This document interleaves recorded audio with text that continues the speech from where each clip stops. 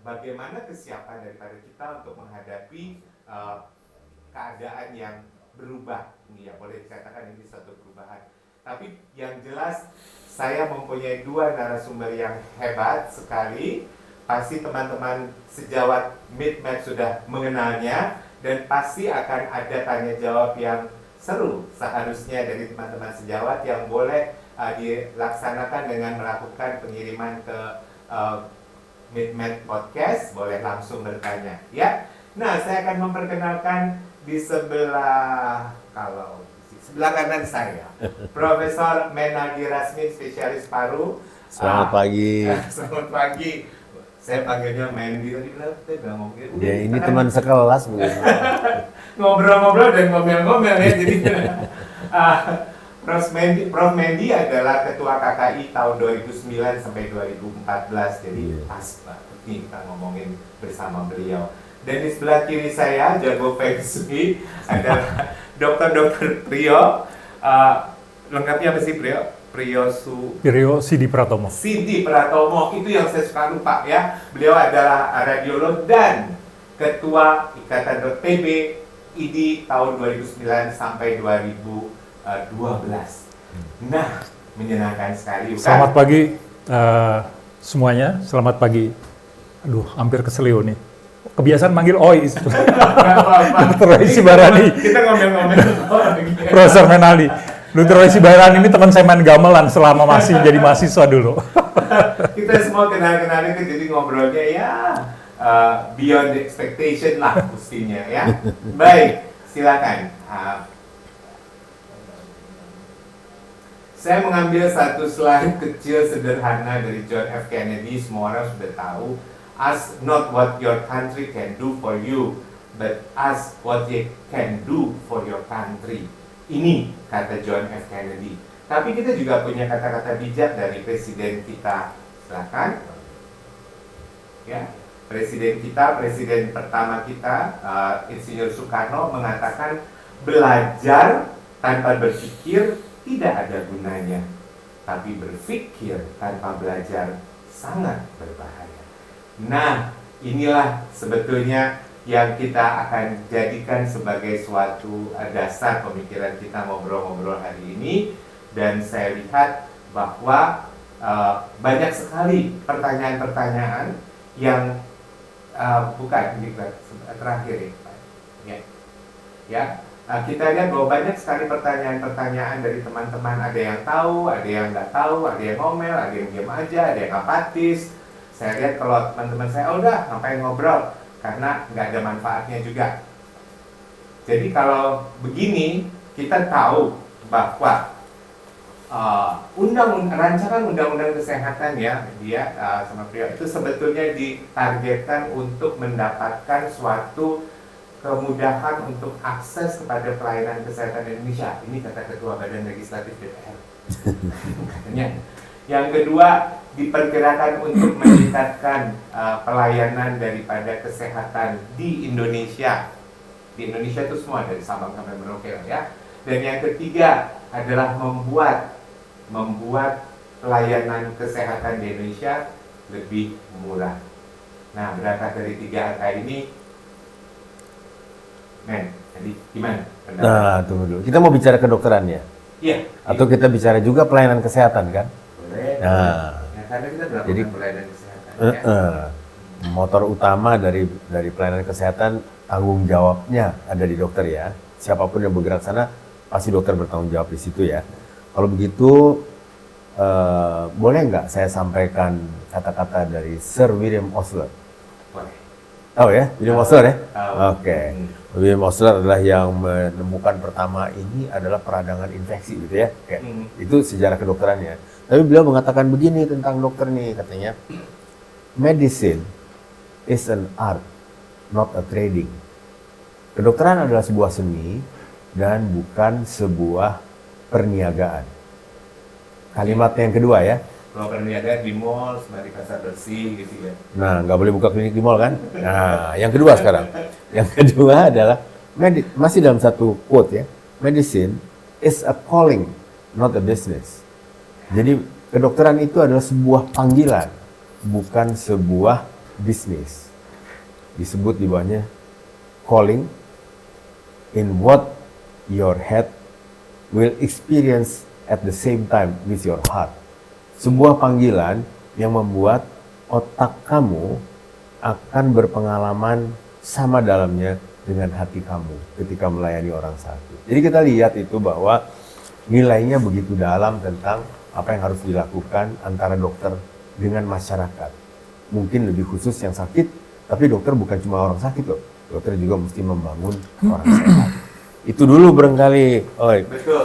Jadi willing to help-nya ya. Ya. Keinginan ingin menolong seseorang seperti Ya. kayak kita lagi jalan kaki, tiba-tiba lihat orang jatuh, terus kemudian kita membantu untuk mengangkatnya gitu karena itu panggilan kita ya. Masa kita diamin aja Itu udah terbentuk jatuh. sendiri tuh. Betul. Ya. Betul. Jadi sebetulnya dasarnya dari situ ya. Ya. Ya. Dan ini yang saya kira banyak udah mulai luntur ya. Udah mulai luntur kalau saya lihat. Nggak tahu betul apa tidak, tapi memang salah satu tujuan daripada pembicaraan kita adalah mempersiapkan diri yang dimulai dari kata bicara dari Prof. Mendy bahwa panggilan jadi dokter itu panggilan Untuk menolong. iya untuk menolong. Ya, gimana? Fred? Hmm. Lu terpanggil atau dipanggil? Gue malah korban. Serius, saya sebetulnya dulu tuh Simatupang, siang malam tunggu panggilan. bukan, saya sebetulnya kepengen jadi insinyur pertambangan, saya bukan jadi dokter. Bisa. Karena nilai-nilai fisika, mekanika saya jauh lebih baik daripada nilai biologi saya. Tapi karena ibu menangis di depan saya, dia minta saya supaya jadi dokter. Pada waktu itu zaman Skalu pertama kan, saya boleh milih mana-mana. Kebetulan saya lulus semuanya, diterima di FKUI, diterima di ITB. Betul kan? Apa yang dibilang ibunya jadi ketua ID loh gitu. Nah, Akhirnya saya ikutin lah, tapi memang betul apa yang dibilang sama Prof. Menaldi. Akhirnya yang muncul di situ adalah panggilan jiwa, the calling gitu. Tapi saya nggak sepinter guru besar lah. Dia teman saya bermain dulu tuh, guru besar. Gitu. Saya biasa-biasa saja. Tapi memang saya lebih concern tadi yang dibilang medicine is not a business. Dan kalau medicine dicampur sama bisnis itu udah nggak betul gitu ya. Saya mau kembali saja kepada tujuan kita bernegara. Di dalam pasal 28H Undang-Undang Dasar 45 ayat 1, bahwa setiap orang berhak hidup sejahtera lahir dan batin, bertempat tinggal dan mendapatkan lingkungan hidup baik dan sehat serta berhak memperoleh pelayanan kesehatan. Artinya, ini adalah tugas dan tanggung jawab pemerintah. Siapapun yang menjadi pemerintah. Nah, siapa orang-orangnya itu tadi yang Prof. Menaldi bilang, orang yang terpanggil. Kemudian pada pasal 34 ayat 3, negara bertanggung jawab atas penyediaan fasilitas pelayanan kesehatan dan fasilitas pelayanan umum yang layak. Artinya dalam konsep besarnya kalau kita bernegara, bahwa kesehatan itu adalah termasuk investasi. Itu adalah pembangunan sumber daya manusia. Oleh karena itu dia tidak boleh dilepaskan kepada tanggung jawab sektor swasta. Bahwa sektor swasta ikut berperan itu tidak ada masalah, tetapi pembelinya harus tunggal. Itu adalah government. Pemerintah. Ya. Saya kira ini juga menjadi pengalaman hidup saya.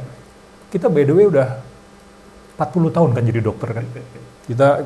Saya 2 kali jadi dokter yang kena inpres.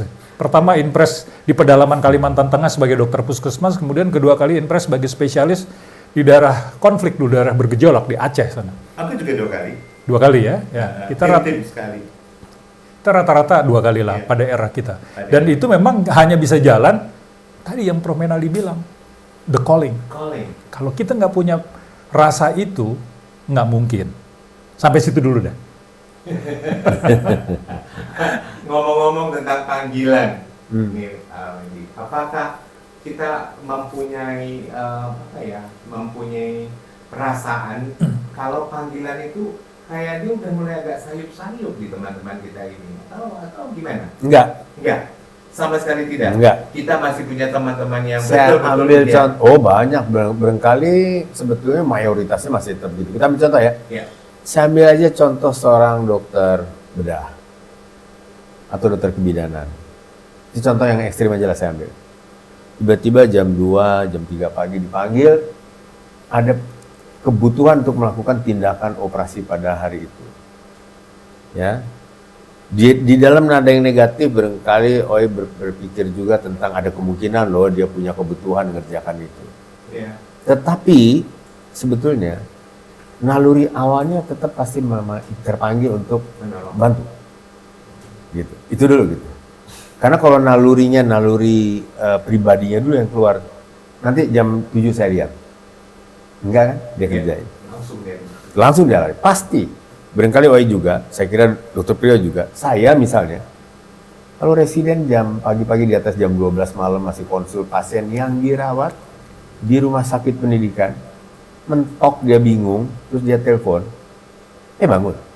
Dan saya nggak akan tanya, siapa dokter konsulen yang bertanggung jawab minggu ini? Enggak.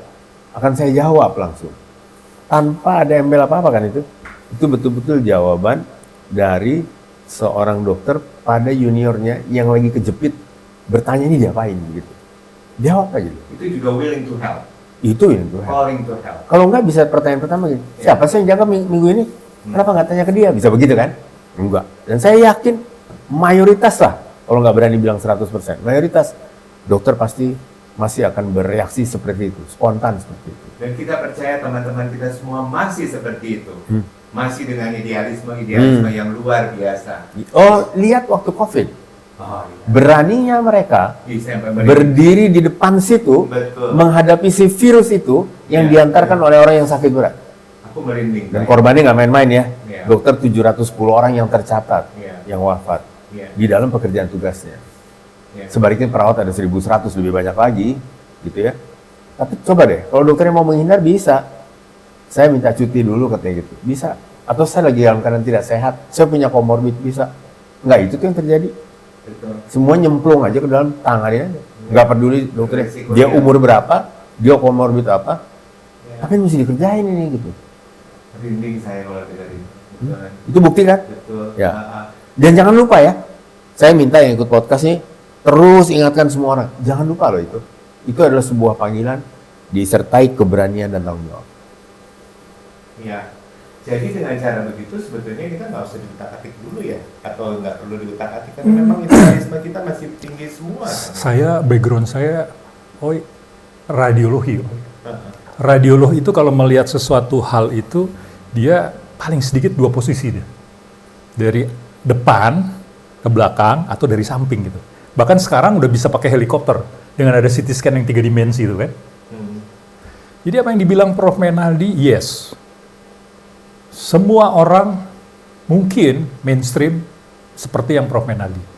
Tapi jangan lupa, ada orang yang sebetulnya datang ke dunia kedokteran, dia juga bukan karena the calling. Karena dia berpikir, saya telah menginvestasikan uang ayah saya sekian banyaknya, maka saya harus melakukan break even point. Ada loh, anak-anak sekarang kan pasti berpikir yang praktis aja gitu. Pikir idealis itu pada waktu pertama dulu barangkali, pada waktu kita merdeka, semua Soekarno dan kawan-kawannya semua sepakat, usir ini penjajahan dari Belanda ini kan. Sama problemnya. Tetapi pada saat sekarang problemnya adalah jurang kemiskinan dan si kaya si miskin itu begitu dalamnya begitu kan ya. Dan satu lagi tadi pasal yang ada di dalam Undang-Undang Dasar 45. Sorry to say, pemerintah kita dari presiden ke presiden belum mengimplementasikannya. Kalau dia implementasikannya, yes, saya garansi 100% semuanya datang karena the calling. Tapi kalau orang yang datang masuk fakultas kedokteran, bapak ibunya bayar ratusan juta, pendidikan spesialis bayar ratusan juta, how come kita mau cari orang yang seperti itu? Sulit gitu kan. Jadi kita juga harus melihat dari aspek sisi lain. Ini akibat neglected dari pemerintah yang menyebabkan terjadinya, kalau boleh saya katakan tadi, adanya pelunturan. Tapi kalau mereka semua sekolah, itu karena komitmen negara, mereka sekolah nggak usah bayar, pokoknya atau bayar semurah-murahnya seperti saya dulu sekolah deh. Bapak saya tuh guru, dulu belum ada KB ya, anaknya 8. Saya anak pertama. Kita tahu lah, gaji pegawai negeri berapa, tapi bapak saya mampu menyekolahkan anaknya sekolah di fakultas kedokteran.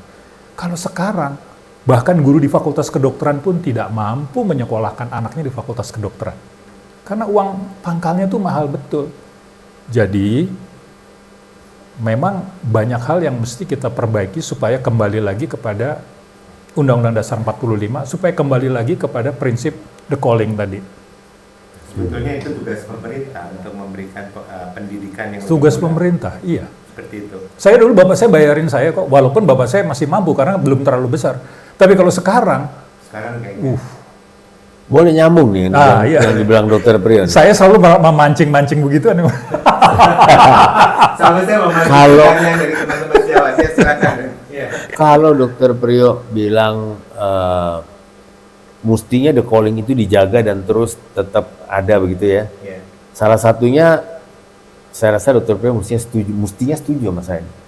Fakultas kedokteran yang tidak boleh banyak. Setuju nggak Dokter Priyo? Setuju. Sehingga Karena mutunya harus competitiveness bagus. atau daya saingnya si peserta tadi akan dapat menjurus ke arah saya masuk karena saya diterima karena saya ingin menjadi dokter yang baik. Bukan sekolah yang kalau istilah Prof. Slamet Iman Santoso pada tahun 76 ini kelihatannya mulai lari ke arah sekolah kodian, itu istilah beliau. Ya, jadi kodian nih jumlahnya yang diterima dengan lulus. Nah, kalau jumlah itu pas, maka pasti orang yang mau masuk itu dalam daya saing yang memang akan teruji nih. Mana yang mau masuk karena memang mau jadi dokter, mana yang mau masuk kayak Dokter Priyo tadi bilang, ya mau jadi dokter, gitu-gitu aja gitu ya. Agak berbeda jadinya gitu. Setuju nggak kira-kira tuh? Itu masalahnya masalah nyawa manusia. Iya. Bukan persoalan mesin atau bisnis, bukan. Ya. Kalau bisnis bangkrut selesai. Kalau ini kita bangkrut, nyawa manusia yang mati. Kayak misalnya COVID kemarin. Bayangkan kalau kita nggak punya dokter-dokter dengan qualified Heroisme, seperti ya. itu, dengan heroik yang seperti itu. Hancur Indonesia. Walaupun katakanlah policy maker-nya jago, nggak mungkin bisa. Jadi Ya. saya sepakat, bukannya nggak boleh banyak, tetapi rasionya disesuaikan dengan jumlah penduduk. Itu kalau di negara-negara Skandinavia, mereka pakai rasio 1 FK untuk 4 juta penduduk, betul? Ya, ya setuju. Jadi setuju artinya saya. kalau 270 juta Nggak usah penduduk, jauh-jauh lah, kita lihat Singapura aja, ada berapa fakultas kedokteran di Singapura? Cuman ada 2. iya, gitu.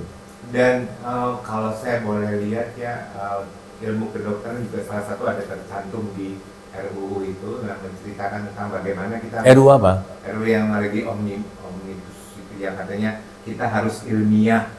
Oh, Ilmiah. tentang pendidikannya atau harus ilmiah? Apapun juga kayaknya kesehatan juga harus ilmiah. Dan itu kan kita lihat bagaimana kesungguhan dari satu fakultas kedokteran dong untuk melakukan itu. Dan saya kira juga kita dituntut untuk terus melakukan suatu penelitian ringan, besar, kecil, tapi tetap dilakukan. Itu juga bisa jadi satu hal yang membuat jadi lebih mateng. Iya, itu sih narasinya Pak Menteri Kesehatan. Narasinya para anggota yang terhormat di DPR sana. Maaf ya, saya kritisi. Tapi kalau saya baca rancangan undang-undangnya tuh nggak ada tuh yang apa namanya, yang cerita manis seperti yang diceritakan itu. Lah anggaran kesehatannya aja nggak di state di situ, bagaimana? Siapa yang mesti bayar sekolah? Swasta lagi kan? Swasta itu adalah masyarakat. Itu Artinya pribadi. bebannya itu masyarakat lagi. Begitu mengharapkan the calling, it's impossible. Oke, kita udah nyerempet nih. Ya, jadi saya memang memulai dengan mulai ngomel, ya. calling, ya. Kita memulai bahwa dokter Indonesia tuh, aduh luar biasa deh. Kita barusan mendengar ada yang meninggal di Papua juga gitu ya, cerita-cerita Iya, gitu iya, masih. iya, iya. Artinya tidak ada jaminan keselamatan di dalam bekerja. betul. Padahal dia bekerja bukan di kota loh. Dia bukan di kota metropolitan. Sengaja pergi ke pinggir untuk melayani masyarakat yang di sana. Dan berapa banyak dokter yang seperti itu? Banyak. Apakah mereka minta dikuburkan di Taman Makam Pahlawan? Nggak pernah. Nah, Saya masih ingat ya waktu saya di Tintin dulu, jam 2 itu saya diketok, ada yang mau melahirkan. Terus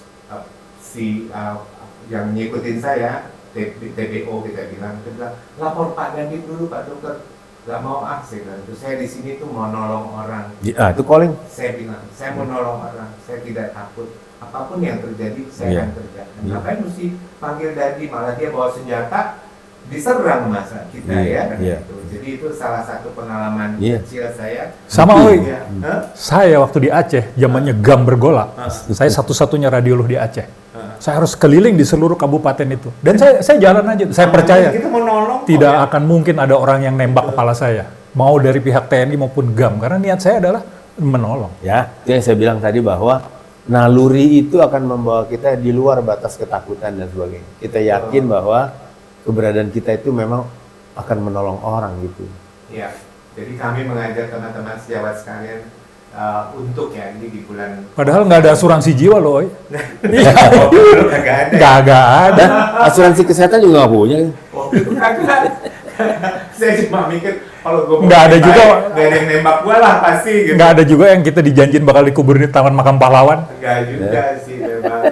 Kayak memang itu pengalaman kita yang saya kira jarang dialami oleh teman-teman yang sekarang ya, kecuali pada masa COVID-19 kemarin ya. Itu kita terjun semua, kita membantu, dan saya kira ini dokter Indonesia ini masih luar biasa kok ya teman-teman sekalian. Dan kalau masih luar biasa, sekarang kok diutak-utik ya? Gitu, boleh nggak itu pertanyaan? Itu pertanyaan ke siapa? Pertanyaan ke pemerintah lah. Diutak-atik Saya ya. kan, Nah, kenapa diutak-atik gitu? iya kenapa diutak-atik? Ya tanya sama pemerintah yang mengutak-atik. Pemerintah, kenapa kami diutak-atik? Kami idealis loh, semuanya masih. Udah ya. dibuktikan selama ini ya. Iya. Nah, gimana? Kamu yang mulai Priyo tadi tentang undang-undang kesehatan, kamu lihatnya sebagai apa sih sebetulnya yang Omnibus Law ini? Saya sebetulnya tidak melihat apa. Kebetulan saya tuh pernah ketemu sama Pak Menteri Kesehatannya. Sekarang Iya, saya datang ke dia, saya bilang, saya terus terang bicara sama beliau tuh, Pak, stop itu pembahasan rancangan undang-undang Omnibus Kesehatan. Kenapa? Nggak ada gunanya Pak, saya bilang gitu. Saya ngomong enak aja begitu. Kenapa? Karena saya melihat kalau hanya sekedar ingin katakanlah dari sisi business side, dokter asing mau masuk, mau melakukan kegiatan di sini, kan sudah ada peraturan yang dibuat oleh pemerintah sendiri dengan membuat kawasan ekonomi khusus di Bali itu kan. Dan di situ kan udah dideklar, kerjakan saja di situ. Jadi ngapain juga itu harus sampai ID-nya diberangus. Mohon maaf, ID tidak perlu pemerintah loh. Tapi ingat, pemerintah yang memerlukan ID. Saya menjalani hidup 40 tahun saya sebagai dokter. Pada waktu saya lulus itu, ID itu juga nggak diapa-apain sama pemerintah. Maksud saya nggak diapa-apain nggak masuk di dalam tulisan undang-undang, nggak ada. Baru di undang-undang praktek kan setelah kita reformasi kan. Tapi dulu nggak ada gitu. Tapi apa yang terjadi? Setiap ada orang yang mau sekolah, pada waktu saya mau sekolah, itu justru pihak sekolah, pihak dinas kesehatan meminta saya mendapat surat dari Ketua Ikatan Dokter Indonesia tempat kamu bernaung, di cabang tempat kamu bernaung, yang menyatakan kamu anggota ID dan kamu selama ini menjadi dokter yang baik. Artinya etikanya baik gitu kan. Itu sebetulnya yang perlu ID itu siapa? Mereka yang perlu itu. Siapa tuh mereka? Government, ya kan? Tuh, mereka seperti itu. Kemudian pada waktu ada mau praktek dan sebagainya, mau memberikan izin, dulu tuh dinas kesehatan, dulu namanya kantor wilayah departemen tingkat 2 di kabupaten itu. Itu dia juga minta surat dari ID. Dia anggota ID bukan. Karena apa? Karena pada waktu itu juga ada zamannya dokter palsu. Yang bisa menggaransi cuma ID. sekarang juga masih ya di Iya, makanya gimana tuh di apakah media sosial ya, apakah pemerintah mampu menangani itu? Jadi selama hidupnya itu menurut saya ID itu justru membantu government gitu loh. Kalau sekarang ada hal seperti itu bahkan menghujat ID, saya nggak habis pikir, karena yang memerlukan organisasi profesi itu justru sebetulnya pemerintah, bukan ID sendiri. Nggak ada itu, nggak ada masalah. Dan kita tertulis di situ karena memang pemerintah menginginkannya, membantu mereka sebetulnya gitu kan ya. Ini kan meringankan tugas pemerintah. Ya kalau sekarang pemerintah sudah merasa super body bisa semua, ya silakan saja dikerjakan itu. Tapi saya sebagai orang yang 40 tahun berkecimpung di situ, saya paham betul bahwa kalau kita, saya kira guru besar lah nanti yang paling bisa artikulasikannya secara baik. Lempar ke guru besar dulu deh. Apakah kecurigaan ini berdasar, Prof. Mendy? Saya mau lihat dari, mungkin jadi panjang ya, tapi setiap kita mau mengeluarkan regulasi, mestinya kita lihat dulu aspek historisnya dan aspek filosofisnya. Sehingga regulasi tadi keluar pasti aman untuk aspek sosiologisnya mendatang. Yeah. Ketika tidak melihat aspek filosofis dan historisnya, ujuk-ujuk itu di depan berantakan. Pegang omongan saya, akan berantakan kalau tidak mempelajari itu. Saya sangat memegang kata-kata dari Henry Sigris namanya, orang Jerman. Tadi Sir William Osler ya, sekarang Henry Sigris ya. Katanya gini, every physician should really understand on the history of medicine. Semua dokter harus paham tentang sejarah kedokteran. From there, we know where we came from. Dari mana kita datang? Where we stand right now. Di mana kita saat ini? And to what direction we are marching. Ke arah mana kita melangkah. Dia bilang begitu. Karena dia bilang, dan bukan kebetulan orang-orang yang pemuka di bidang kedokteran itu adalah mereka yang menguasai betul tentang historis dan filosofi tadi. Nggak ujuk-ujuk dibikin gini. Saya kembali kepada sejarah yang pertama adalah Hippocrates mengatakan 400 tahun sebelum Masehi bahwa medicine is a helping profession. Kedokteran itu adalah profesi yang menolong. Medicine is a noble profession. Karena itulah kedokteran itu adalah profesi yang luhur. Karena niatnya nolong.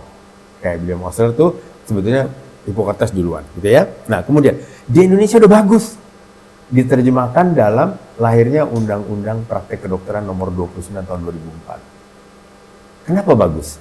Di dalam sana disatukan semua unsur yang berperan di dalam pelayanan kesehatan tadi. Ada unsur pemerintah, yaitu Kemendikbud tentang mendidik menjadikan seorang dokter, lalu Kemenkes yang melakukan pengaturan-pengaturan dalam pelayanan kesehatan. Ada unsur profesi, yaitu para dokter dan dokter gigi, institusi pendidikannya, rumah sakit pendidikannya, dan kolegium-kolegium pengampu ilmunya. Itu kelompok kedua. Kelompok ketiga, ada masyarakat. Jadi di Undang-Undang Praktek Kedokteran, ada masyarakat sebagai anggota KKI, 3 orang dari 17 orang. Dan ada produknya adalah peraturan konsil, yang menata apa yang ditata? To protect the people, to guide the profession. Untuk memproteksi publik dengan cara membina profesi. Jadi apapun bunyi yang membina profesi, pasti ujungnya supaya keselamatan pasien. Dan itu bukan KKI, itu seluruh dunia seperti itu. Gitu ya. Dan ketika perkonsil itu mau diketok, maka unsur masyarakat tadi harus ada dalam rapat. Ya. Untuk melihat, untuk melemparkan pertanyaan, ini berbahaya nggak buat kami? Ini menguntungkan nggak buat kami? Ini perlu nggak buat kami gitu? Kalau mereka menyatakan, ya kita setuju, ketok jadi perkonsil. Jadi sebetulnya kedokteran, wah mesti berani saya bilang, kedokteran adalah satu-satunya profesi yang membawa masyarakat dalam membina dirinya. Tuh. Dan itu karena seperti itu, maka Konsil Kedokteran Indonesia itu diterima di tingkat konsil dunia. Namanya International Association of Medical Regulatory Authorities. Konsil Kedokteran Dunia. Karena napasnya seperti itu dan dasarnya adalah undang-undang gitu. Kalau sekarang di dalam rancangan undang-undang omnibus kesehatan ini, undang-undang praktek kedokteran tadi juga dimasukkan di dalam jadi satu, diturunkan, tidak lagi di tingkat negara tapi di tingkat pemerintah. Maka sebetulnya itu adalah meniadakan hak publik yang tadinya setara secara universal di tingkat dunia, sekarang dia tidak punya apa-apa lagi bersuara untuk menentukan apa yang dia butuhkan, apa yang dia sebetulnya tidak suka. Publik ya, itu hilang. Ya, di Amerika juga sekarang ada wacana bahwa membuat guidelines itu harus ada unsur publik. Layperson, ya. Guidelines, ya. Ya. Kebetulan ada EASD kan baru bikin guidelines yang baru 2023. Ya. Tapi mereka mengatakan tahun depan supaya lebih pas, lebih fit. Ya. Dan ini tidak berbahaya karena yang memakai kan publik. Yang pakai publik, ya. Iya. Jadi ditaruhlah nanti publik sebagai salah satu anggota untuk menyusun. Ya. Bukan cuma profesor dokter yang penting, Ya. pinter-pinter itu. Enggak. Itu ilmunya. Ya. Tapi penggunanya mesti tahu apa keamanan buat dia gitu. Ya. Jadi sekarang dihilangkan. Kalau undang-undang praktek kedokteran itu masuk ke dalam omnibus, berarti itu hilang. Universalitas publik Indonesia di tingkat dunia dalam hal kesetaraan, memberikan pendapat untuk keamanan keselamatannya dalam pelayanan kesehatan hilang. Ini kita didengar nggak nih? Mudah-mudahan didengar atau? Kalau nggak didengar, silakan tanggung. Kalau didengar, tolong perhatikan betul supaya jangan terjadi gitu. Betul. Ya, kan gitu. belum ketok palu ya? Hah? Belum ketok palu. Kalau ini didengar benar, yang mau ngetok palu mestinya nunda dulu ngetok palu. Gimana tuh, Bro? Gimana tuh? Ini masih baru satu hal yang sangat Oh, ini pendasar. Bu ya, tapi Iya, ini baru mendasar. sebagian daripada yang begitu banyak yang Saya tidak akan pusing-pusing bicara soal butir per butir pasal. Iya. Karena di dalamnya banyak sekali yang menunjukkan bahwa kok kita mundur gitu. Maka saya bicara tadi hal yang hakiki dulu. Bahwa hak publik kita yang sudah di tingkat negara secara universal makanya membuat KKI diterima di dunia. Karena publik mendapatkan tempat yang setara bersama dengan profesi dan pemerintah. Sekarang hilang. Bagaimana coba? Apa pandangan dunia tentang kita nanti? Ya kalau saya sepakat, saya lebih menyoroti dulu pada hak publiknya. Ada 10 undang-undang tuh, kalau nanti rancangan undang-undang Omnibus Kesehatan ini disahkan, yang hilang. Undang-undang tadi praktek kedokteran, undang-undang keperawatan, kebidan, kemudian kefarmasian. Ada beberapa hal dan pada umumnya termasuk SJSN ya kalau nggak salah. Iya, enggak dikeluar dia udah. Enggak jadi. Nggak jadi dikeluarkan ya. Tapi BPJS-nya dimasukkan di dalam pengaturan oleh kementerian ya. Nah itu sebetulnya semua itu undang-undang itu dibuat untuk apa sih? Filosofinya undang-undang dibuat itu adalah untuk menjaga kepentingan masyarakat. Bayangkan ada 10 undang-undang. Sebetulnya gini, kalau kita bicara dari sisi besarnya, apa sih omnibus kesehatan? Apakah omnibus law itu? Omnibus law itu kan sebetulnya di sana di Amerika pun juga nggak terlalu populer. Di sana setelah banyak sekali undang-undang mereka ingin membuat simple gitu ya. Kebetulan undang-undang ini tumpang tindih. Masa 10 undang-undang ini tumpang tindih? Ya enggak lah. Tapi kalau undang-undang yang seperti di Amerika tumpang tindih begitu banyak karena sudah ratusan tahun, kita merdeka aja baru 75 tahun. Produktivitas kita bikin undang-undang berapa? Belum lagi tadi, untuk membuat undang-undang itu berapa kos yang harus dikeluarkan. Lalu dengan mudahnya itu dibuang, diganti lagi oleh undang-undang yang baru. Berapa pemborosan uang yang... Dan itu siapa yang bayarin uang itu? kita. Rakyat kan, melalui pajak yang kita bayar sama pemerintah itu kan. Itu kan gaya hidup boros betul yang seperti itu. Itu baru sampai aspek uangnya. Belum sampai aspek pada perlindungan masyarakat yang tadi Prof. Menaldi bilang di situ bahwa undang-undang praktek kedokteran tadi adalah protecting the people. Kalimat itu ada di mana pada rancangan undang-undang ini ada isinya protecting the people-nya. People itu bukan hanya masyarakat saja tetapi juga si dokternya gitu ya. Jadi kalau Prof. Menaldi bilang tunda, kalau saya bilang stop. Saya lebih keras dari itu. Hentikan pembicaraan itu. Kenapa? Pertama itu buang-buang uang. Yang kedua, kamu menghamburkan uang yang telah kamu buat demi republik ini, dan itu saat ini sudah berjalan dengan baik. Kalau saya tahu, pemerintah sekarang ini kan cuman di kepalanya bagaimana mendatangkan investasi asing. Ya, kalau kita ingin seperti travel medicine seperti dikatakanlah di Thailand, katakanlah seperti di Singapura, katakanlah seperti di Penang, sudah itu betul itu bikin kawasan ekonomi khusus dan kita pilih Bali pada waktu ini kan, udah kembangkan di situ dulu deh. The rest kita perbaiki sistem kesehatan kita ini. Kita sendiri belum memperbaiki sistem kesehatan ini kok. Bayangkan ada berapa puskesmas yang belum terisi dokternya, ada berapa rumah sakit yang belum terisi para spesialisnya. Dan spesialis tidak merata. Semua itu bukan karena siapa-siapa, itu karena government tidak bisa melakukan distribusi yang baik. Dan harusnya dia kembali kepada pasal 28H ayat 1 dan pasal 34 tadi. Kalau itu dipegang, maka kita bisa mendistribusikan dan kepentingan masyarakat di situ yang dijaga. Apalagi di sini yang saya lihat jelas-jelas pada yang lalu saja pembiayaan kesehatan itu 5%. Artinya government harus spending 5% dari APBN untuk mengongkosi persoalan kesehatan. Dan itu adalah pembangunan sumber daya manusia sesungguhnya. Kalau kita mau lihat lagi sebetulnya lebih jauh, WHO itu mengatakan 15%. Negara-negara Afrika yang miskin pun sekarang sudah mengacu kepada 15%. Nah kemarin DPR itu udah naikkan itu menjadi 10% kalau nggak salah ditulis. Ya. Sekarang di dalam DIM-nya itu, daftar isian masalah, itu justru dihilangkan. Artinya apa? Kalau itu kan artinya dilemparkan kepada publik yang harus mengongkosi, padahal perintah undang-undang ini Undang-undang dasar ini nggak begitu. Kalau saya tegas-tegas mengatakan rancangan undang-undang ini bertentangan dengan Pancasila dan Undang-undang Dasar 45. Atas dasar itu stop.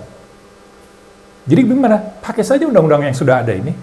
Perbaiki saja sistem yang kita belum kerjakan. PP-PP yang belum kita buat, permen-permen yang belum kita kerjakan itu saja. Kalau soal tadi travel medicine, udah pakai Bali itu aja. Selesai kok masalahnya kok. Saya menganggapnya begitu. Kalau ini yang terjadi, ini membuat kegaduhan dan mencederai masyarakat, lebih bahaya lagi adalah melawan Undang-Undang Dasar 45 dan Pancasila. Apa ada kesan terburu-buru? Kita kan ini mau Kalau ngomel nih. kalau kesan Oh, buru-buru. Saya sekolah hukum dari S1 sampai S3. Bukan hanya dokter aja loh, bukan hanya bidang medicine aja. Dan saya pelajari betul itu. Apa sih Mahkamah Konstitusi itu kan dia akan menyandingkan. Nanti nih kalau misalnya sampai diketok juga, pasti akan ke Mahkamah Konstitusi. Mahkamah Konstitusi cuma menyandingkan. Apakah undang-undang ini dengan Undang-Undang Dasar 45 inline nggak? Kalau nggak inline, itu sih sebetulnya bahasa kasarnya melawan. Rebellion.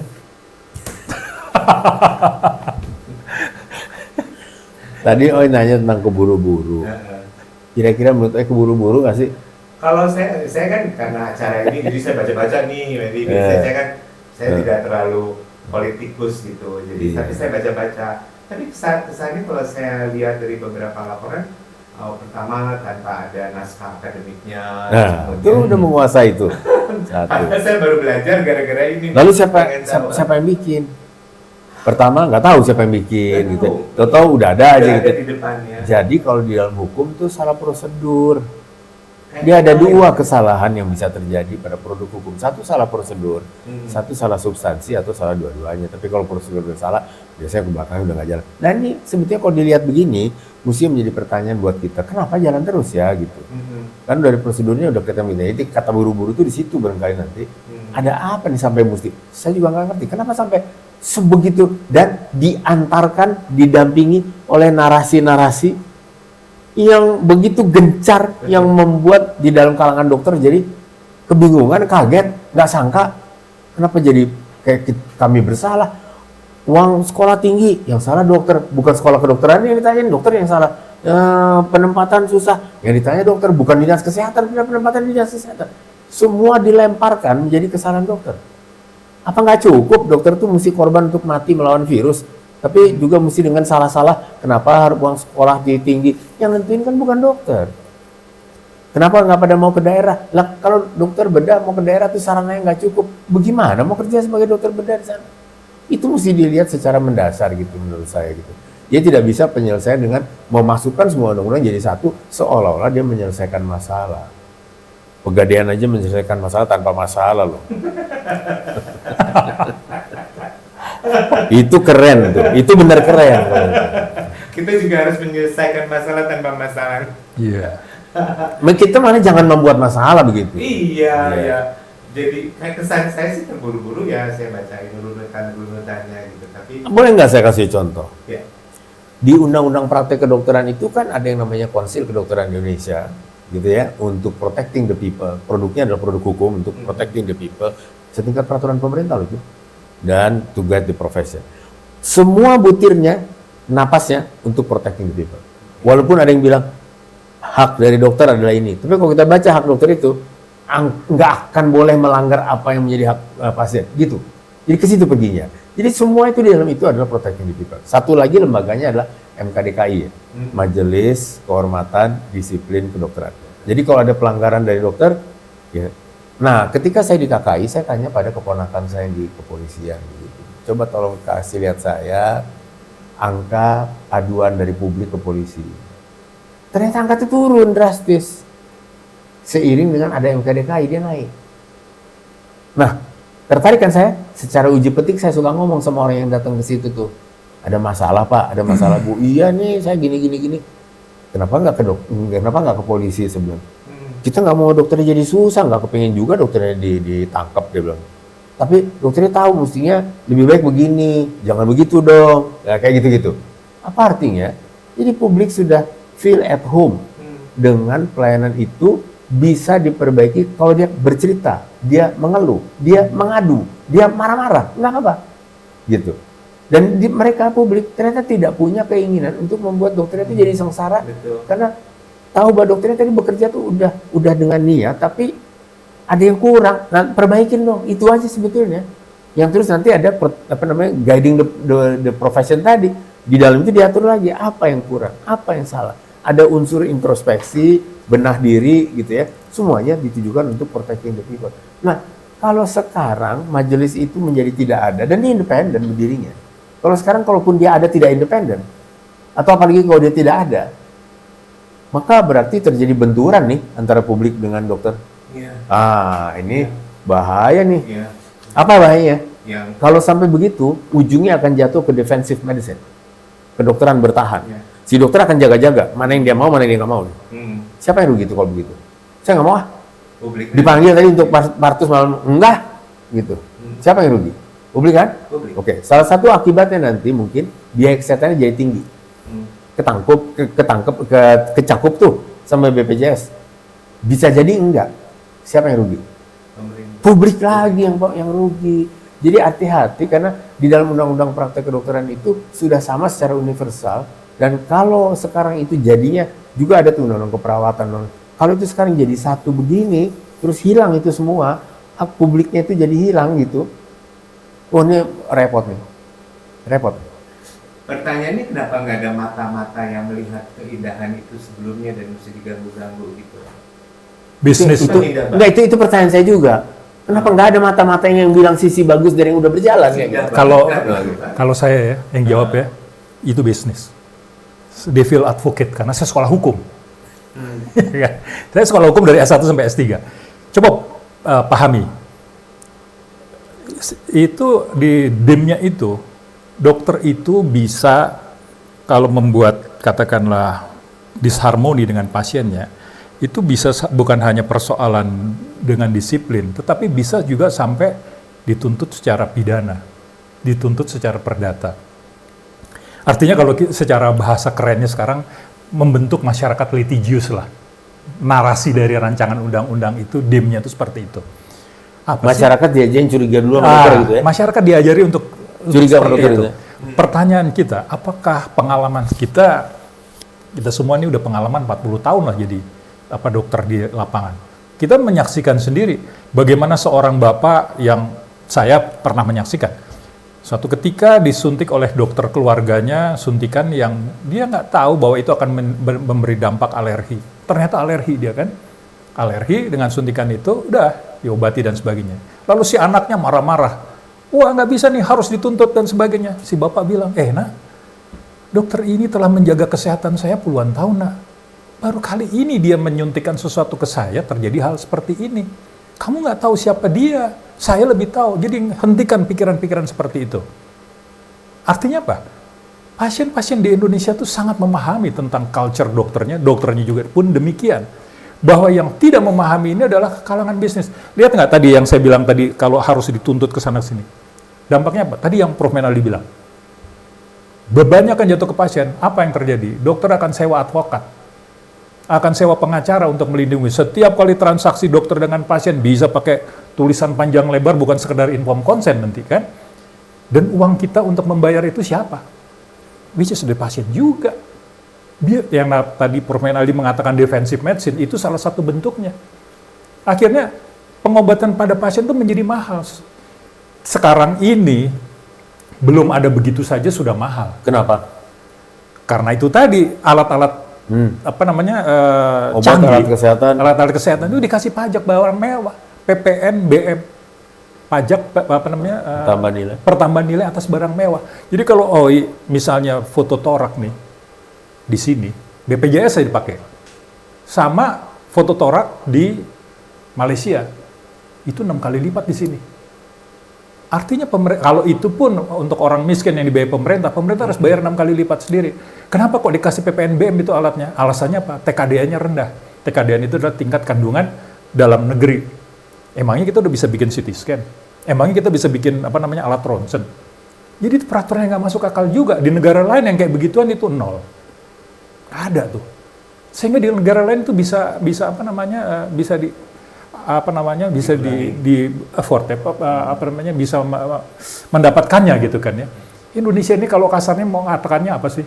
Indonesia ini adalah negeri di mana hidupnya dari orang sakit, sebetulnya itu kalimat yang paling pas. Nah ini yang menjadi nggak baik nanti. Karena sebetulnya konsepnya mesti konsep sehat. Saya mengumpamakannya seperti balap F1 loh. Atlet aja udah bisa loh pakai konsep sehat. Balap mobil F1 tahu? Ya. Maka speknya mesti sama. Iya.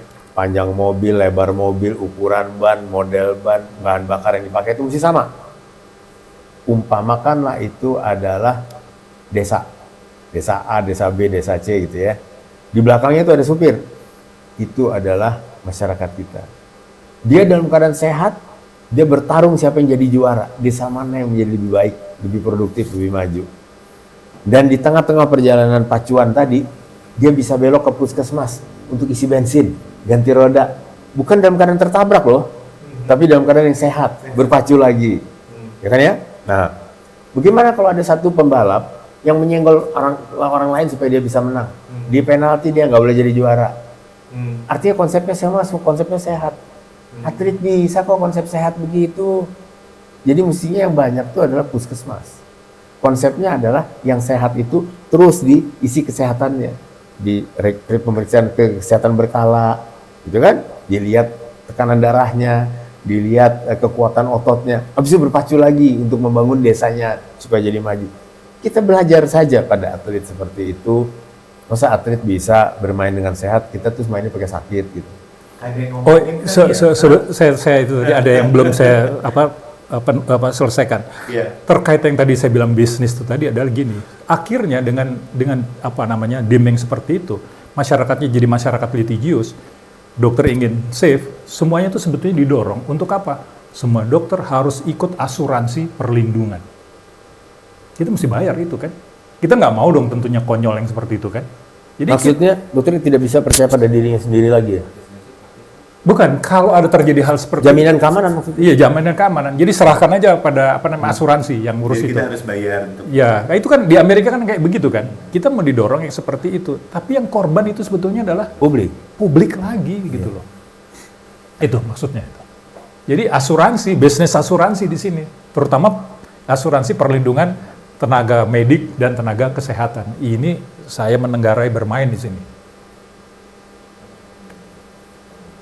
Nah, tadi speechless. ya, ngomelnya mulai keluar kan? Ngomelnya udah keluar. Tapi sebetulnya kan daripada ujuk-ujuk utak-atik si dokter harus gini ya, harus begitu ya. Konsep-konsep yang kita omongin ini kan sebetulnya konsep sederhana ya. Bikin orang sehat dulu, jangan bikin Konsep mendasar.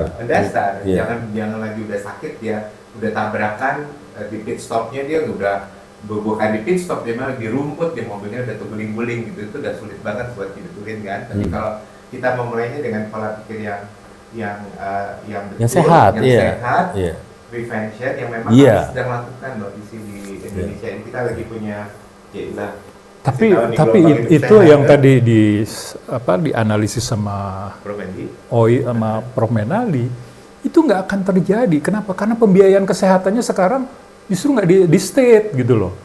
Memangnya bikin begituan tuh nggak pakai biaya kan? Itu tugas government. Sebetulnya tuh jauh lebih murah daripada kalau kuratif kan? Betul. Itu jauh lebih murah. Tetapi sekarang kok malah tidak dituliskan, dihapus. Yang kemarin sudah dibikin 10% dinaikkan 10%, rencana tuh walaupun masih kurang. Sekarang dihapus itu semua. Ya. Nah, kembali lagi ke rancangan undang-undang ini ya. Bagian mana sih yang sebetulnya perlu ditenggarai atau diperhatikan khusus oleh teman-teman kita dokter? Satu aja. Dan kalau toh memang nanti ditandatangani, walaupun kita setuju ya, stop gitu ya, tunda atau stop, tapi stop misalnya. Tapi kalau dijalankan juga, bagaimana persiapan teman-teman kita ini? Maksudnya? Dokter-dokter muda, kita kan udah tahu nih. Dokter-dokter muda ini akan menjadi korban terbesar dari undang-undang ini kalau jadi. Dan ini memang tadi dia mesti menyiapkan dirinya dengan penjagaan atas keselamatan, kenyamanan, dan kepastian kerjanya sendirian. Jadi dia bukan lagi menjadi bagian dari tangan negara untuk menjaga masyarakat, tapi dia berdiri sebagai orang per orang. gitu ya. Satu. Yang kedua, ini akan ditanggung oleh masyarakat jadinya tuh. Keraguan dia, ketakutan dia, ketidakpastian dia gitu, pasti ongkosnya jatuh ke masyarakat. Jadi, dua ini nggak bisa lepas. Apa itu? Jika dokter itu dijamin keamanan, keselamatan, kita udah lihat ya, bukti keamanan, keselamatan, kenyamanan kerja, kepastian jenjang karirnya, kita bisa menuntut bahwa dokter tersebut harus tegas, disiplin dalam pelayanan pada kesehatan masyarakat. Jadi masyarakat pasti beruntung. Tapi kalau dokter ini tidak kita biarkan dia berdiri sendiri-sendiri, individualis begitu, waktu repot mengatasi apa yang menjadi pengorbanan dari masyarakat nanti. Dan ini akan jadi seperti itu. Akan jadi seperti itu. Untuk Yakin waktu yang saya. lama. Enggak, dalam waktu 3 tahun udah akan terjadi nanti. Dan terus begitu. Iya, makin berat. Ya? Makin berat. Makin berat. Kan? Ya karena Makin publik bergulir yang ini. makin tidak pasti, makin tidak yakin, makin nggak berdaya, makin marah dia. Ketika dia makin marah, dokter tadi makin takut dia. Nah, makin terjadi lepas adherence-nya itu makin hilang dengan publik. Padahal sebetulnya kunci dari pelayanan kesehatan adalah adherence antara publik dengan dokter tadi. Mhm. Dan Dokter itu,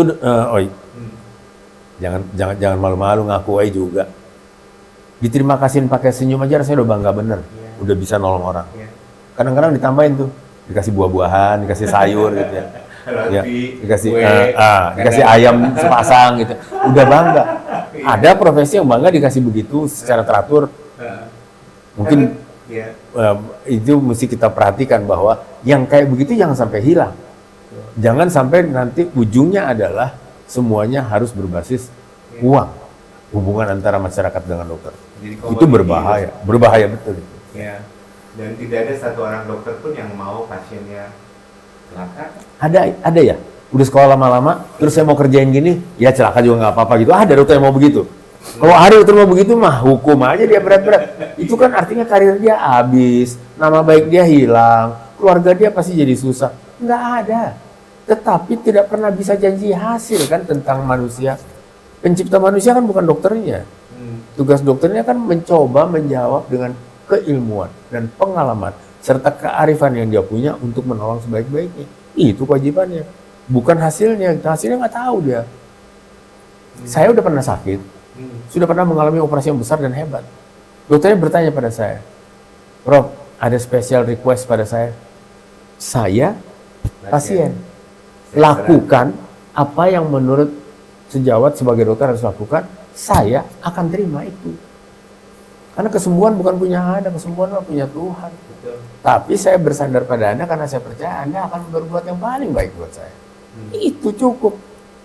Nggak ada special request dari saya. Sincere. Iya, betul. Nah itu jangan hilang dari masyarakat kita yang sebetulnya masih apa?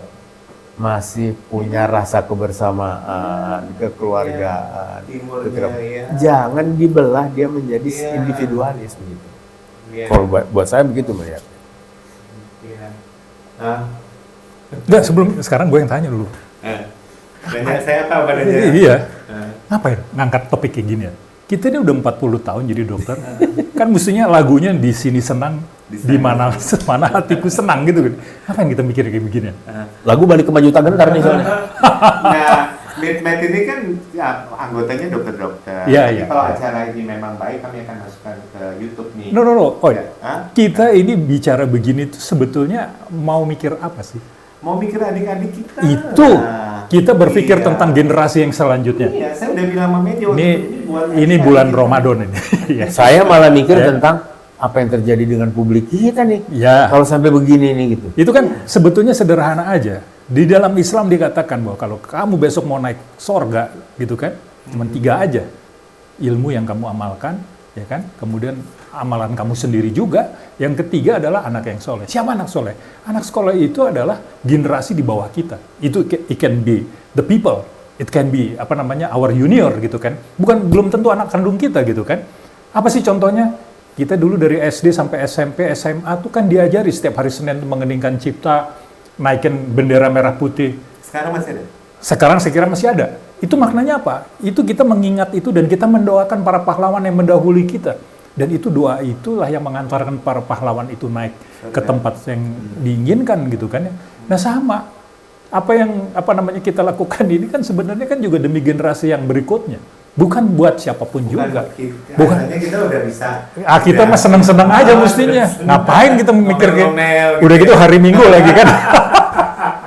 Bagian dari tanggung jawab ya. Sebetulnya itu yang waktu itu saya angkat ini supaya ya mau bagaimana, kita belum tentu punya kekuatan untuk strike gitu semuanya, dan itu juga bukan hal yang baik. Sebentar, sebetulnya dokter itu punya kekuatan buat strike. Kalau tapi saya nggak akan ucapkan ini. Tapi saya nggak ngucapin. Tapi saya bisa kasih semacam bayangan. Yeah. Tidak ada jiwa korsa dimanapun ini di dunia yang sehebat jiwa korsa dokter. Even bahkan tentara, polisi itu dilewatin sama dia. Yeah. Jiwa korsa dokter itu melewati batas-batas negara. Kenapa? Kalau kita berperang, negara kita berperang, lalu tentara musuh di depan kita dalam keadaan luka parah, dokter tuh nggak boleh nembak dia, ngebunuh. Walaupun itu lawan kita harus ngobatin.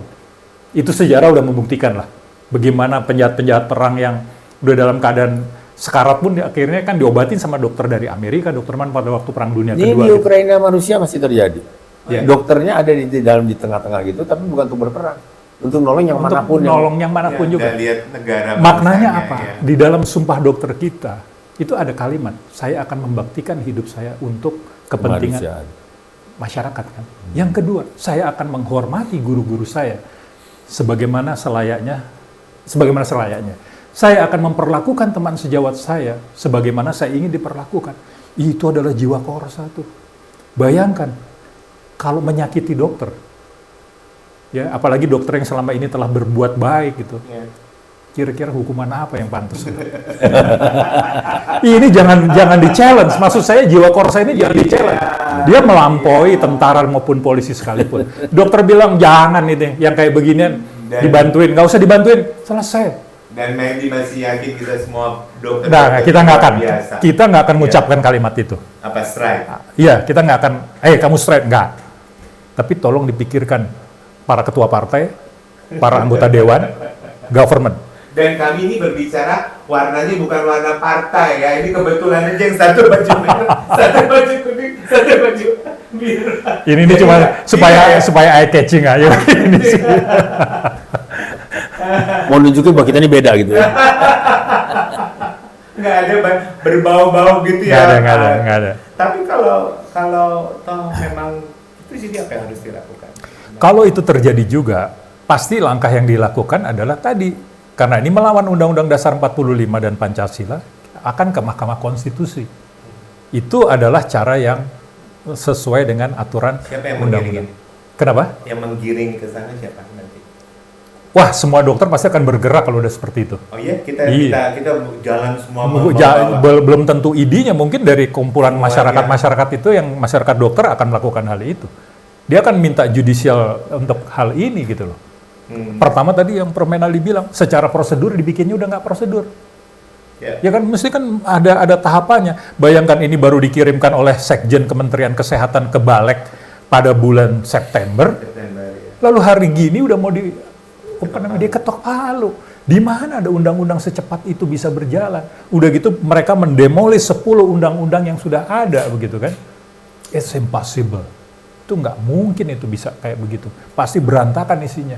Dan tadi memang naskah akademik nggak cocok dengan pasal-pasalnya. Dimnya juga ngawur gitu kan. Kalau mau betul, mestinya kan itu didiseminasi di masyarakat dari awal. Mau membuatnya tuh tadi. Bukan udah jadi kayak sosialisasi saja, bukan begitu. Dalam pembuatan peraturan perundang-undangan ada tuh, bisa dibaca, di Google aja, pasti kebaca kok. Apa sih langkah-langkah pembuatan undang-undang tuh? Rasanya di era segini mau membohongi masyarakat tuh jangan keterlaluan lah kalau menurut saya sih itu aja.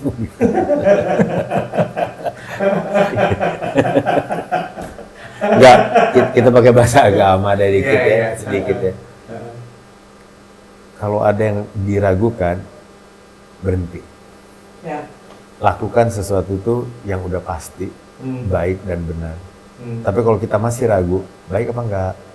Benar apa enggak gitu. Jangan- Jangan satu pihak lo bilang baik atau benar. Tapi ini untuk siapa? Kan untuk seluruhnya kita. Nah kalau masih ada keraguan di antara kita, stop. Berarti ada yang nggak baik, ada yang nggak benar. Stop deh. Demi kita semua. Kecuali kalau mau memaksakan sesuatu yang demi saya, dan terserah kamu mau suka atau nggak suka. Mari kita lihat dalam 3 tahun ke depan. Pasti berantakan. Kalau kata pepatah orang kampung saya itu yang suka dibilang-bilang sebagai tungku tigo sejarangan. Zaman dulu kalau mau masak air atau masak apapun kan kalau kita taruh pancinya kan di bawah kaki tungkunya kan mesti 3 paling sedikit. Kalau sekarang pakai kuplat begitu sih jadi datar nggak terasa ya. Jadi nggak pernah bisa bayangin, tapi kalau dulu kan 3. Nah 3 itu selalu kalau dalam kesehatan. Publik nomor 1. Nomor 2 profesi sebagai yang mengabdi pada publik tadi, dan pemerintah sebagai pengaturnya, fasilitatornya, gitu ya. Satu kata tumpah tuh nggak jadi masak. nggak jadi masak. Jangan bayangin pakai kompor yang sekarang yang rata. Ini kompor zaman dulu yang, atau itu zaman dulu, jadi sekarang pakai yang rata gitu ya. Ini kan begitu keadilannya itu, kesetaraannya itu, dan pencapaian harmoninya itu ada di 3 itu. Publik, profesi, dan pemerintah. Kalau 1 hilang, apalagi 2 hilang, ditanggung. Iya.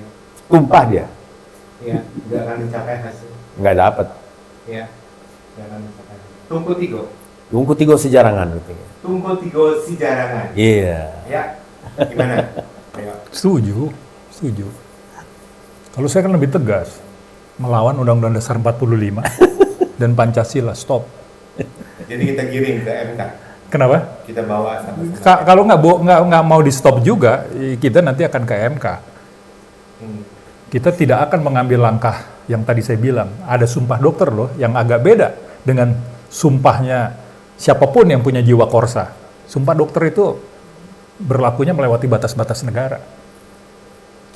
Ya kan? Kepada masyarakat dia bekerja, melakukan pekerjaannya itu kan, dia menghormati. Buat negara lain pun dia akan bekerja Iya, ya. Untuk menolong. pada Iya. gurunya Match dan sama-sama. teman sejawatnya. Iya. Itu 3 itu nggak bisa lepas kalau dia seorang dokter sejati. Jadi jangan main-main sama dokter kalau menurut saya gitu.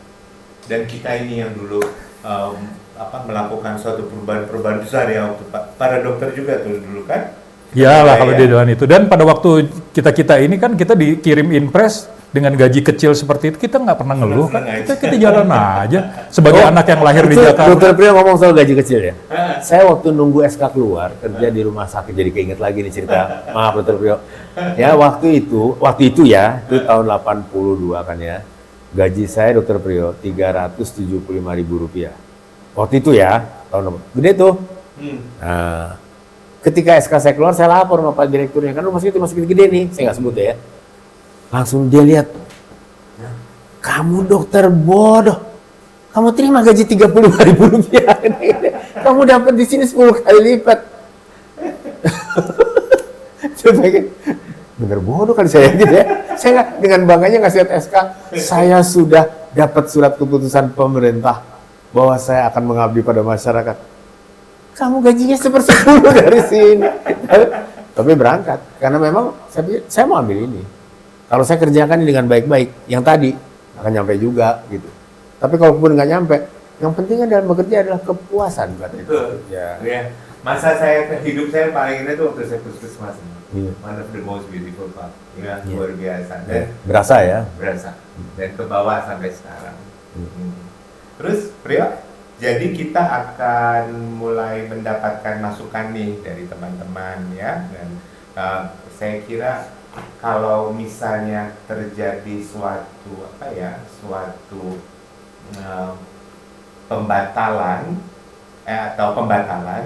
apakah kita juga akan tetap mendukung, dan bagaimana caranya? Saya pada waktu pernah berjumpa dengan Menteri Kesehatan, waktu kita mendatangi, itu saya katakan begini, kenapa sih yang pengejauhan Undang-Undang Dasar 45 itu tidak kita implementasikan? Anda kenapa nggak berunding dengan Menteri Keuangan? Atau bicara dengan Pak Presiden? Pak Presiden ini perintah Undang-Undang Dasar seperti ini, kenapa ini nggak dipenuhin? Satu. Yang kedua, tugas di Kementerian Kesehatan itu adalah buat stratifikasi pelayanan. Siapa yang bertugas di layanan primer, siapa di sekunder, siapa di tersier. Dengan demikian jalur rujukan itu akan bisa berjalan dengan baik. Saya percaya dengan teori Bloom. Dalam postulat Bloom itu dikatakan bahwa determinan kesehatan itu ditentukan pada 4 faktor.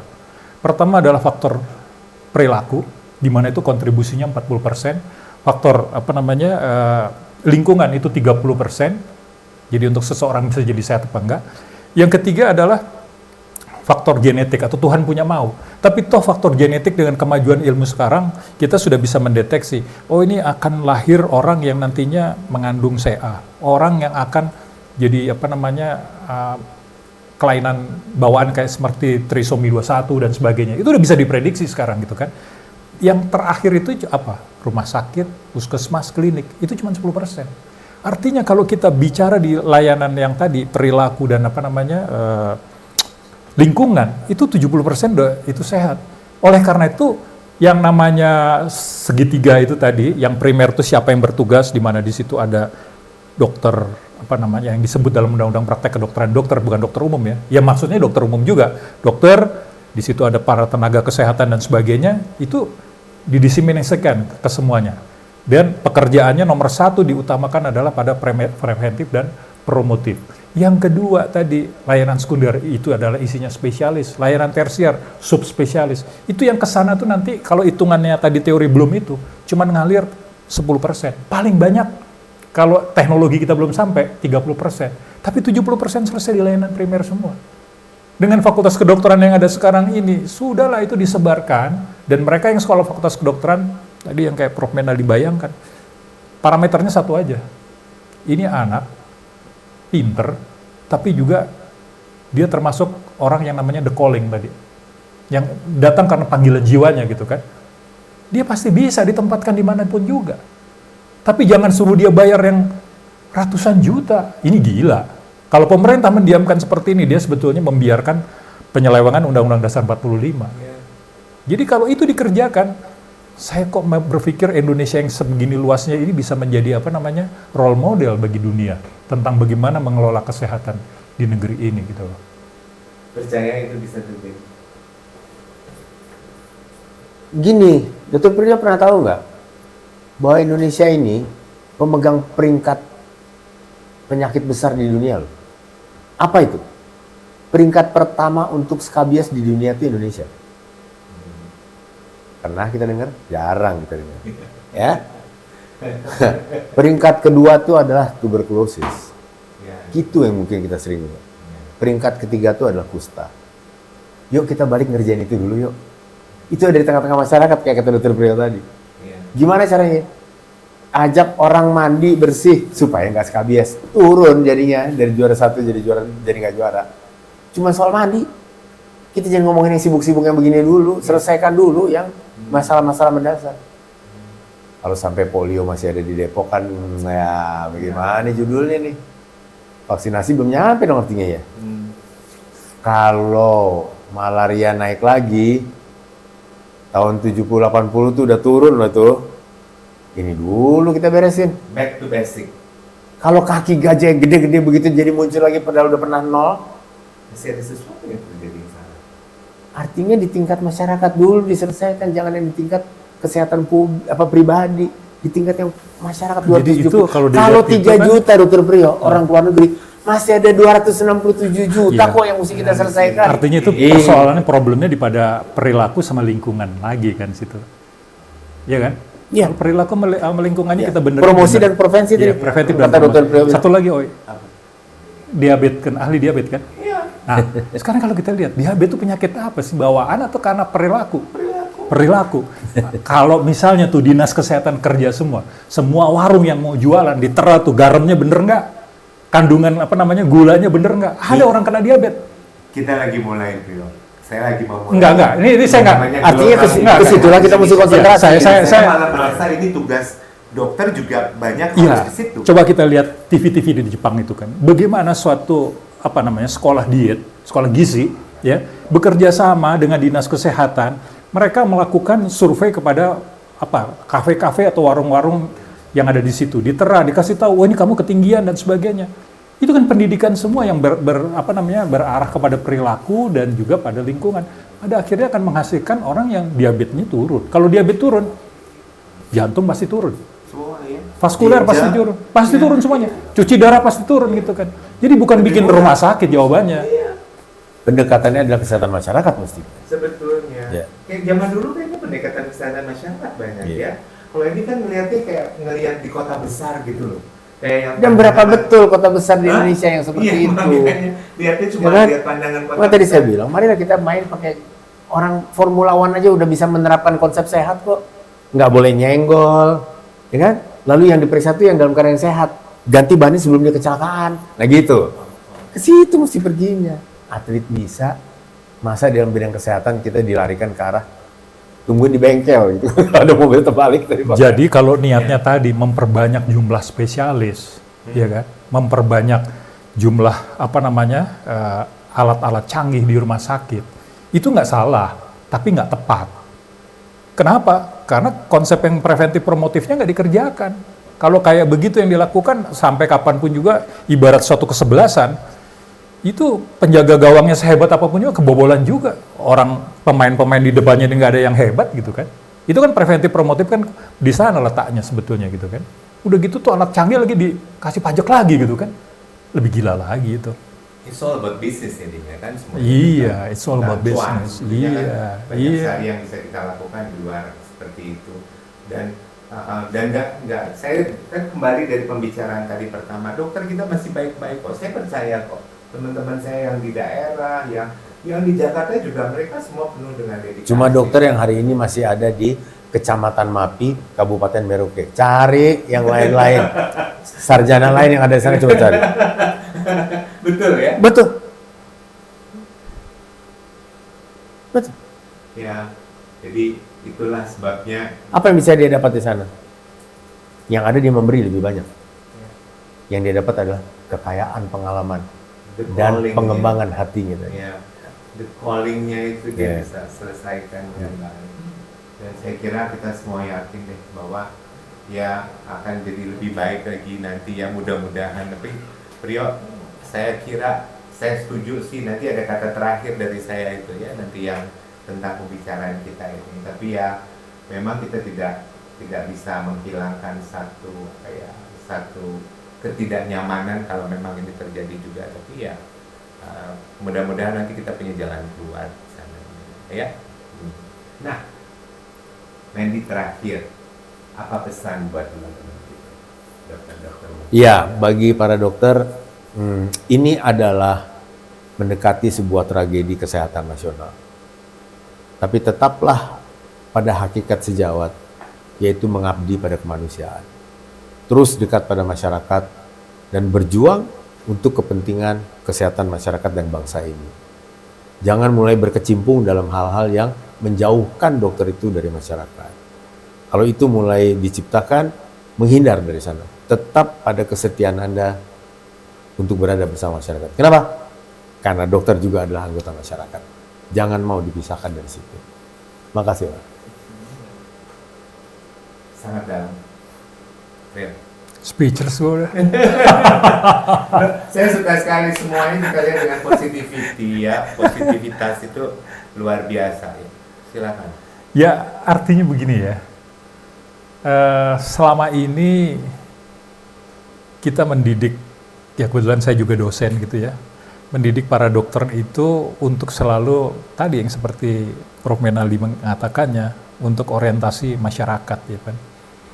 Dan apa namanya, itu kita nggak pernah lekang dalam mendidik hal seperti itu gitu kan.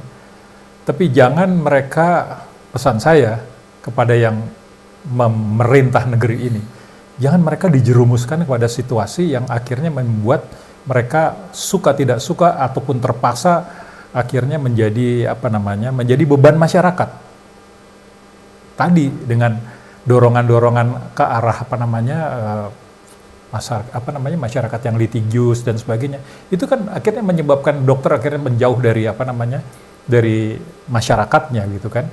Akhirnya tercipta masyarakat yang mudah sekali menuntut, padahal kita mendidik itu untuk menciptakan dia tuh membantu masyarakat gitu kan.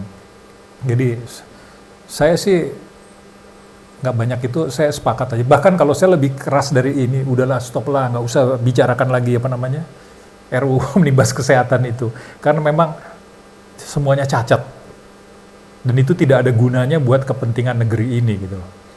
Apa undang-undang yang telah kita hasilkan itu masih bisa kita pakai dan itu sangat berguna sampai saat ini. Itu aja, Oi. Baik. Ujungnya kita kan tadi ceritanya mau ngobrol-ngobrol, ngomel-ngomel, tapi akhirnya serius juga. Kita banyak sekali teman-teman nasi Jawa Meet, banyak sekali masukan-masukan indah, positif dari F1, Tumpu Tigo, lalu tentang kejayaan kita sebagai dokter di Indonesia, bagaimana kita sebelumnya memang semua baik-baik aja kok, gitu ya, semua baik-baik aja kok. Nah, tetaplah kita berharap bahwa ke depannya semuanya juga akan lebih baik-baik saja. Saya akan tutup dengan satu slide, tolong deh Pak. Ini kata Socrates. Iya. Einai Iya. protimotero na alala zesmia gnomi parana epimenes semia laktos, ini bahasa Greek ya. Iya. Artinya katanya, it is better to change an opinion than to persist in the wrong one. Jadi kalau memang kita merasakan ini salah, tinggalkanlah, ya stoplah. Dan ini untuk kebaikan kita bersama. Terima kasih banyak Prof. Menaldi Rasmin, terima kasih banyak Dr. Priyo. Saya sangat berbahagia sekali hari ini dan saya berharap bahwa saya mendapat banyak masukan dari teman-teman sejawat sekalian. Dan saya ucapkan selamat menjalankan ibadah puasa. Semoga mudiknya aman. Semoga nggak usah pikir-pikirin lagi ya omnibus ini ya, kita pasrah aja deh gitu ya. Tapi kalau ada apa-apa nanti kita tetap bergerak gitu. Kok ya. pasrah? Hah? Jangan pasrah. Jangan pasrah. pasrah, jangan Nggak pasrah. boleh. Nggak boleh pasrah. Tetap kita kalau diketok palu kita bergerak. Nggak diketok palu juga kita masih katakan nggak bisa gitu. Nggak bisa. Baik, saya katakan bahwa kita setuju tidak bisa, bukan pasrah. Dan ini adalah gelombang daripada jiwa kita untuk mengatakan hal yang baik, yang indah, yang positif yang sudah terjadi. Dan kami sebagai tenaga medis kesehatan yang ada di Indonesia adalah figur-figur yang memang masih banyak yang bisa diharapkan, bisa membagi dan bisa berguna untuk kesejahteraan masyarakat di Republik ini. Terima kasih. Saya Roy Padusunan Sibarani bersama Dr. Priyo dan Profesor Menaldi Rasmin mengucapkan juga terima kasih untuk teman-teman sejawat. Assalamualaikum warahmatullahi wabarakatuh. Waalaikumsalam warahmatullahi wabarakatuh. Gue pancing, gue mau bilang pasrah, nggak ada yang suka semua. Jangan aman. Thank you. Kita foto dong. 108 ya, Bang. 108. Wow. 108 yang nonton. Hari Minggu ya. Hari Iya. Minggu. Lo masih bisa juga kan. Ada yang komen? Belum Nanti ya? kan dipasang terus, jadi mereka komen terus. Ini komunitasnya apa, Oi? Ini dokter. Ini Oh, kan dokter. murni dokter. Tapi kalau saya lihat nanti bisa masuk ke YouTube, bisa masuk ke YouTube. Biar kita tidak ngomongin sampai nyebutin nama orang. Iya, iya. Kan nggak ada kita nyebut nama orang. Nggak ada. Nggak ada. Jadi bisa masuk ke Saya. YouTube.